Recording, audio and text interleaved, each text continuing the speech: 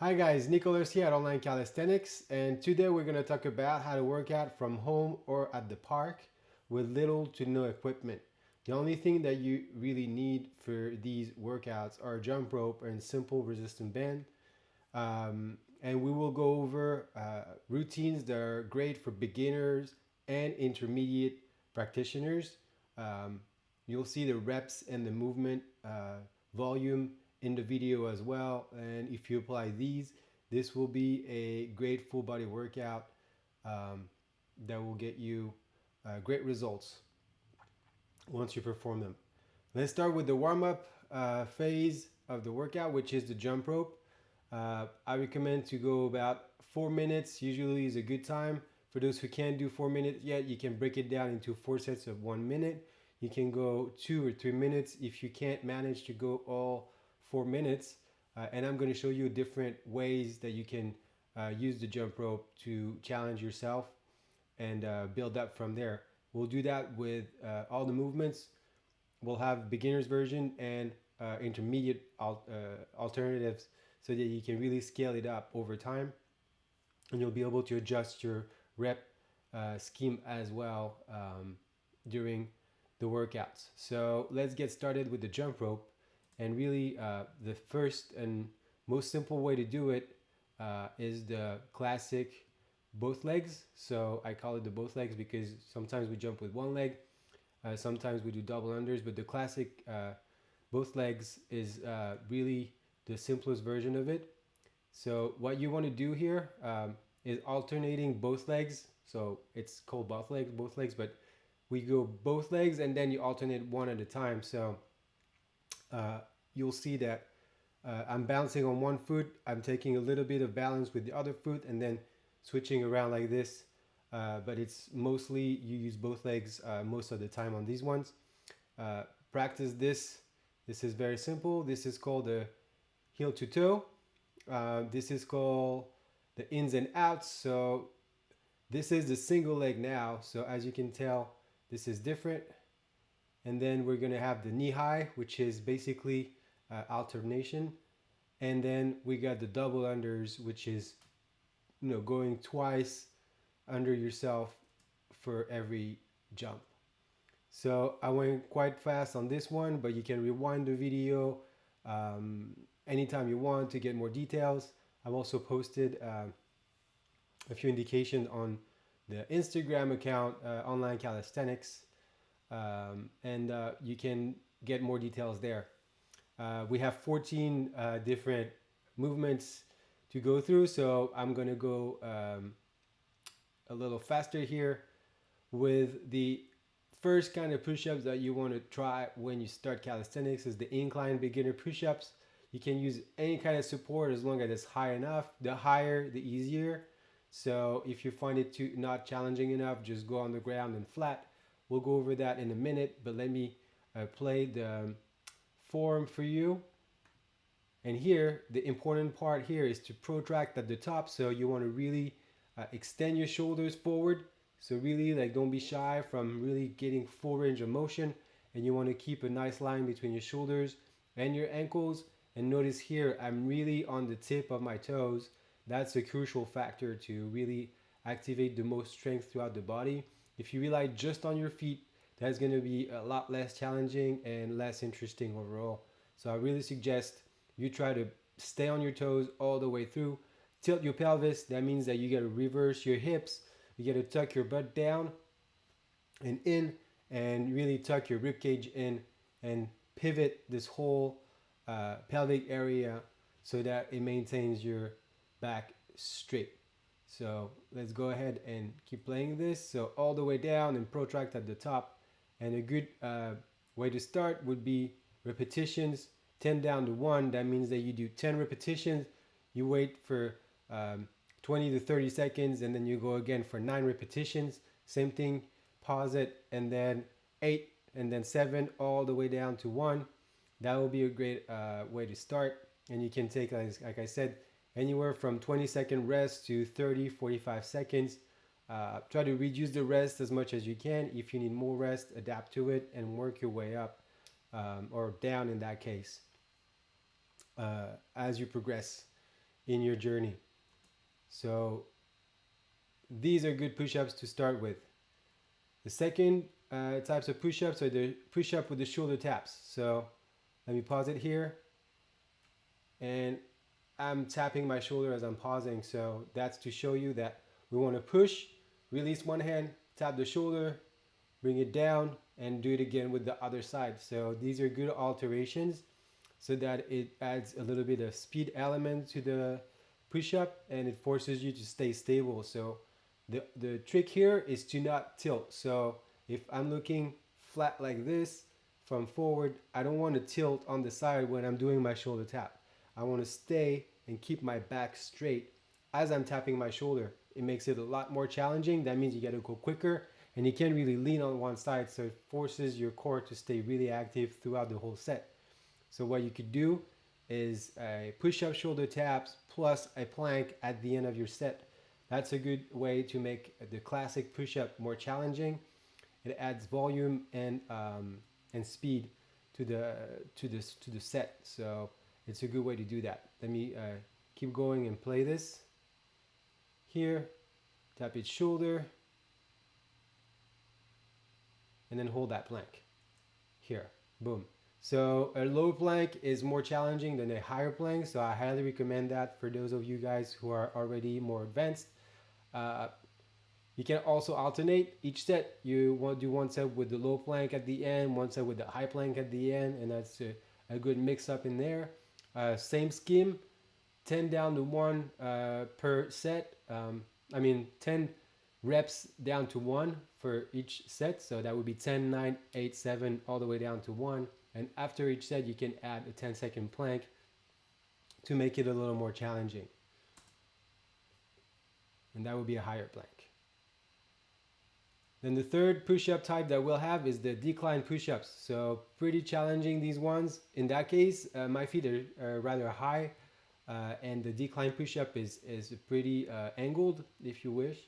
So you can start with a lower box or support so that it makes it appropriate for whichever level you're at. If you're strong enough, feel free to do those. They're really good.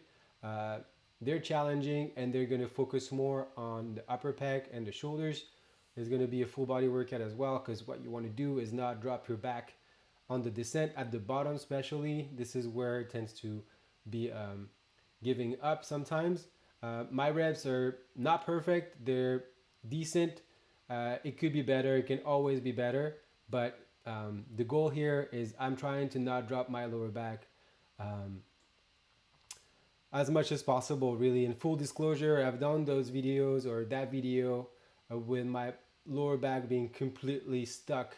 I've been struggling with my lower back for a couple of weeks now, so bear with me here, and I will redo those with better form in the future, but this is what we get now. And this is decent, so you can try it and make it as good as you can on your end. Let me play this. So you want to go all the way down and then come back up and try to really protract your shoulders at the top. And a good scheme again, 10 down to 1, really good. 10 repetition, take a break. 9 repetitions, take a break, and so on, all the way down to 1. It's a good way to practice. It adds great volume over time, and just is a good way to do your sets. Now let's go to the leg section of the workout. So we're going to start with the beginner movement, which is the box squat. So those of you guys who've been following me for a minute, you've seen that I've done these before, but these are really, really good ways to work your way up to a full squat. What you want to do is not drop down completely. You don't want to fall on the bench or the box. You want to really stay forward, and almost like if you're going to jump forward again. So think of going up and forward and not lean back, basically. You want to keep a nice line between your neck and your hips all the way through, and try to decelerate in a way once you reach the box. So you want to, don't slam it, just control the descent and pop back up without momentum. So try to not thrust or use too much swing to come back up. Push in your heels, tuck your abs in, tilt your pelvis, and keep that nice line throughout the movement. Let's play this. And here. So I'm trying to go slightly forward. You want an ankle flexion here as you're moving. And nice and straight at the top so that you don't arch your back or lean back, or you want just as straight as possible once you stand up. So good rep scheme, you can do, these are rather easy repetitions, so you can go all the way to 15 if you can. If you can't, step it down to 10. Basically anything you can do in that order would be a good beginning. So 5 sets of 10 to 15 is usually a good amount. Feel free to adapt it according to your needs and abilities, and let me know if you have questions about how to adapt your sets depending on what you can do. You can drop questions in the comment. I'll talk about it at the end of that video too, but feel free to address comments if you have any. The second exercise that we'll talk about are the runner step-ups. These are great. I love these. So the reason why I love these is that I see a lot of people doing step-ups without basically going forward.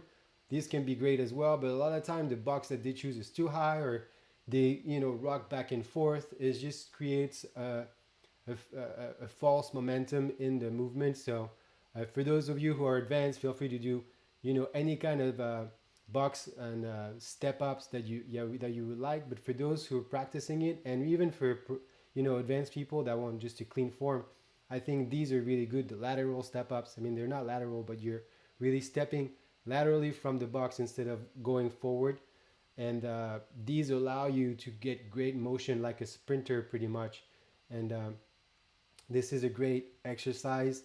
It forces you to get fast and balanced, because once you get at the top, it's really hard. It basically challenges your core to stay in line and not fall one way or another. So let's play it. And you want to generate speed as you come up and control the way down. You want to touch your elbow with your opposite knee and back and forth. You want to do both sides. So ideally you can go for time on this one, because it's hard to gauge how much repetitions we can do with clean form, because you want to benefit form compared to the reps here. Really the way you do it really matters. So 30 seconds for each leg twice would be a good way to start. You can add more if it's too easy, reduce it if it's too hard.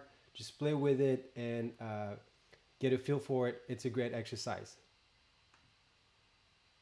Use your arm, and as you can tell, just the last note here, the arms really matter. Just like a sprinter, you want to keep your hands straight and really keep that momentum going here with the upper body. That's going to really drive your legs as best as they can be moved. Basically, it's really going to impact your form to keep your arms very active and in line with the rest of the body. Great little tip here. The third exercise that we'll talk about for the legs are the low box jumps. So this is a rather low box or bench here. So this is good to practice taking off and landing nice. Basically, you want to land in a squat. So you'll land a little higher than your knee. And then as you land, basically, you want to squat all the way down past your knees and then that back down. So, and an important cue here is to step down the box each with one leg at a time. Don't jump back from the box. That's a casual way that people get injured. They jump up, they don't land properly or not as great as possible, and then they just jump back from the box backwards, and usually it slams something. It's just not great for the tendons and for the knees. So try to step down one leg at a time. That's my advice here. Let's play this and land as clean as possible. Slow. You want to be very delicate on the landing, like a cat here, and past your knees. So here, here, and down. The fourth exercise that we're going to talk about are the T-pose. So that T-pose looks pretty harmless and not that challenging, but trust me, it is. That's going to target your upper side of the hamstrings and the lower side of your glutes of your butt. So really where the legs and the glutes attach is going to be a good stretch. It's basically, instead of a hamstring curl, it's a hamstring extension, and it really challenges your balance and strength at the same time when you do those. So you want to go for 10 seconds for each leg, 2 to 3 sets total. That would be a good way to start, and you'll see how challenging it is. If it's not enough challenge for you, add a little bit of time. You can go all the way up to 20 to 30 seconds per leg, whatever you got. And if you can pass the parallel point, you'll see that you can tilt even forward, even lower than parallel. That would be even more challenging, and you can touch the ground with your hands eventually. That would be for more advanced people, so that's why it's not in the video, but I'm just giving you the tip here as I'm talking about it. So let's see how that looks. Here you want to keep that body straight. So here the key here is to get that bottom leg straight and the upper leg that's in line with your back. Sorry. You're going to keep your hands slightly forward like I'm doing here, and point your toes, which I'm doing here. I should have done it a little bit earlier in the video, but this is not so bad here. So let me keep doing it here, and you'll see that you'll have to adjust. So I'm adjusting in the video. It always requires to look for balance. It's a great exercise for hamstring and balance strength.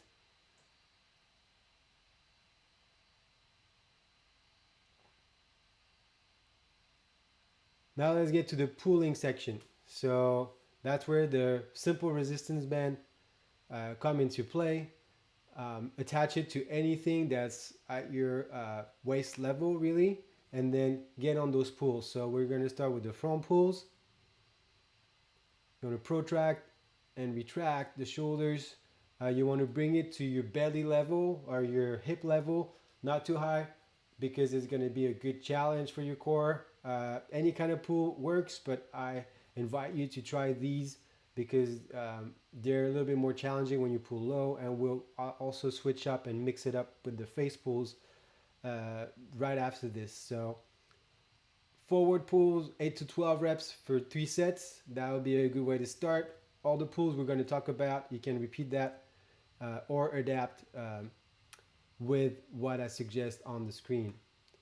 So these are the front pulls, really good. See that protraction at the top, just like we do on the incline or normal push-ups. You want to really make sure that the shoulder goes all the way forward and all the way backwards when you exercise. That's really important to develop that range of motion so that the muscle gets full and you get the best out of your workout. You can always hold the last rep, that's good. And now let's go to the face band pull-ups, or pulls, sorry. The important part here is to keep your back rather straight, whether you're forward or back, really. You want to basically not arch too much when you're pulling, and keep the tension in your core and your pelvis. While you're pulling, you want to have your feet nicely grounded and immobile, really, and you want to stay as stable as possible while you're pulling. Here you want to pull to your face, so it's going to trigger a little more shoulders here and than the previous pulls. And it's going to really be a good addition and a good mix to the pulling section. 8 to 12 reps, 3 sets. Pretty good way to start. Now let's work on the triceps. So the triceps can be either seen as a pushing muscle group or a pulling muscle group. It really depends on how you use it. All muscles really help us accomplish all the movements. So think of it this way, it helps. It's a good way to think about it. Muscles really are doing what we ask them to do. So for these tricep kickbacks, what you want to do is stay stable. Again, you want to isolate. This is more isolation related than a compound movement, but this is good. It will burn your triceps and give you a good challenge over time. So tricep kickbacks. Here you want to finish with your arm completely extended. A lot of time people don't finish that extension, which is basically killing your gains. And what you want to really avoid here on that kickback movement is moving your shoulders. So don't move from the shoulder. keep that shoulder in line with your body, and then extend your arm behind you. So really don't move the shoulder. Don't get any momentum from this. This is the most common mistake that people make. So if that's what you're doing, try to reduce that momentum and try to really lock that shoulder and work on that tricep as you're performing the movement. If it's too hard, if you're using a band, it's you feel too much tension, then step forward and reduce the tension amount that you put in the band. And if you have a couple of bands, you can also use a lighter band that's not as thick. That's going to give you a little less resistance, and you can work your way up. 8 to 12 reps per arm, time 3 sets. That will be a good way to start. Now let's move on to the overhead tricep pulls. These are really good as well. There's a slight or a different variation. They will finish off the work that you just previously done. This is good here, and like we did in the first sets, we want to keep that shoulder pretty stable and really move the arm only, really the tricep, pulling through the tricep and not the shoulder. Important cue here. You can put one foot forward. That gives you stability as you go forward and pull forward. So engage your core here. Try to tuck your rib cage in here. Try to not let it arch, when you go back. Try to maintain that straight line. This is a general rule that works for really most of the movements you can do in fitness. Keep a good alignment. And you want to pull fast and retract slow. Pull fast, retract a little slow, fast, and retract slow. Let's go to your core now, because we worked upper body, lower body, and we've done some jump rope. Now let's go to the core section. So the wood choppers are a pretty good way to target your obliques. They really target a lot of different muscle groups, but again, the main focus is on the obliques here. Give it a try. Really important to get good obliques, to get good mobility. Twisting is very important. A lot of people work unilaterally. Basically, they go forward or back, but they really sometimes forget the twisting element in the workout. So apply these. What you want to do is start high and pull fast. Retract slow and pull down fast. You want to bend your forward leg a tiny bit as you're pulling down. That gives you a little bit of momentum and stability. And really you want to keep your arms as straight as possible. So try to pull from your twisting motion, not from that pulling with the arms. So it's really all about the torso momentum here, not the arms. So the arms are rather straight and everything else follow. Basically they follow the twisting of the core. Let me play this here. So here I'm really trying to isolate my core and really try to work my way up to down, just really using that core flexion and twist. So here the form really matters if you want to do it right. So don't really focus on the amount of reps. Do as many reps as you can. You can start with sets of 20 seconds each side and then repeat that 3 times. That's not such a long workout, but it's going to give you a good burn. And try to exhale every time you go down. Exhale on the way down on these. That's going to help. And finally, we're going to finish with a very simple, no equipment at all core workout. This is going to be a mix of leg flutters, leg tucks, and then just static holds. Really, you can mix all these together. Just start with the flutters. If you're only starting, you can't do the tucks or the holds yet. Really give it a try and mix it up. Have fun mixing it up. There's no rule here besides doing as many as you can. So let's get started here. As many as desired reps. You can start with 30-second sets and try to do 3 sets total. So here I'm mixing flutters, static holds, a little bit of V pose here. Really, I give you a couple different alternatives so that if you're intermediate and already had started your workout, you can get a little more challenge out of this. The tucks here, those tuck legs are pretty challenging. You want to bring your knees to your shoulder, to your chest, and then finish off here. So this is a good finisher, really. I usually go personally, around 100 to 200 reps of the flutters. That can seem like a lot, but really I guarantee that all of you guys can do it. Once you get used to it, it becomes easier.